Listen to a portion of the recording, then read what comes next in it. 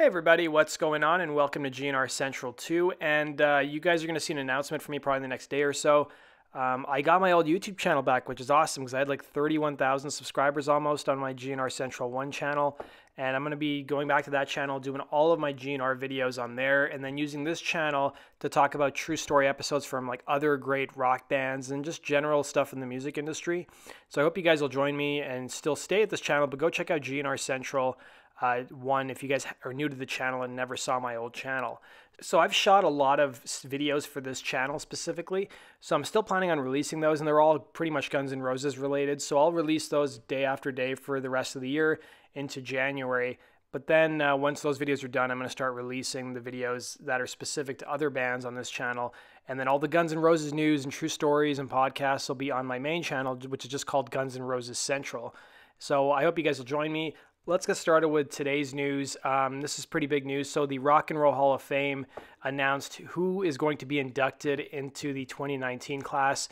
We had the announcement yesterday in terms of who won the fan voting, but now it's been confirmed that Def Leppard, who topped the Rock and Roll Hall of Fame's fan ballot, will be part of the 2019 class. They'll be joined by Stevie Nicks, The Zombies, The Cure, Janet Jackson, Radiohead, and Roxy Music. Nicks, The Zombies, and The Cure were also selections on the fan ballot. The only person on the fan ballot who got left out of the induction class for next year is Todd Rundgren.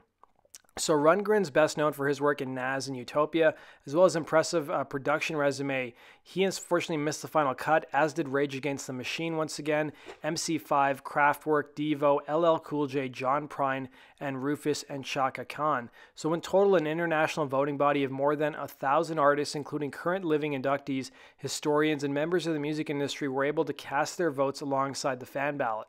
So factors such as the artist's musical influence, length and depth of career, their body of work, innovation, and superiority in their style and technique were also taken into consideration. So the 34th Annual Rock and Roll Hall of Fame induction ceremony is going to be taking place on Friday, March 29th at the Barclays Center in Brooklyn, New York City. Ticket on sale dates for the event will be announced in January, though a limited number of pre-sale tickets are available to Rock Hall members. And as in past years, HBO will have the Rock Hall special airing about a month after the ceremony, while SiriusXM will also have a radio broadcast. So let's talk a bit about the fan ballot that got announced yesterday. So, they give the fans a chance to sort of have their input on who should be inducted into the Rock and Roll Hall of Fame. And to no one's surprise, Def Leppard topped the list. Now let's look at some of the other artists and where they came in relation to Def Leppard when it came to the fan voting.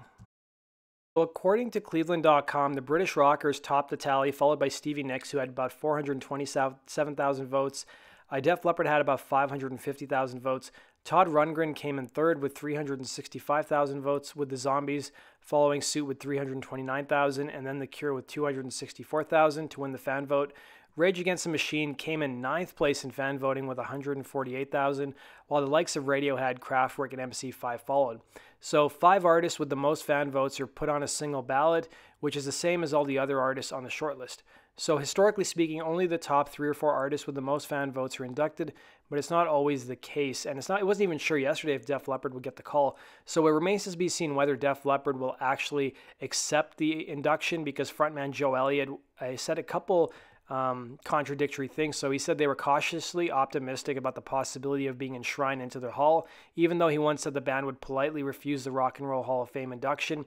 It seems that Elliott had a change of heart, but he recently told Loudwire that the problem with the Hall of Fame is it's what elitist thinks is an impact is very different to what regular man on the street counts as impact. He also added that the reason Def Leppard is nominated is purely based on American record sales. So that does it for today's news. Thanks for watching, guys. Be sure to hit the like button and be sure to subscribe and go check out our original channel at Guns N' Roses Central. The link is down below. Thanks.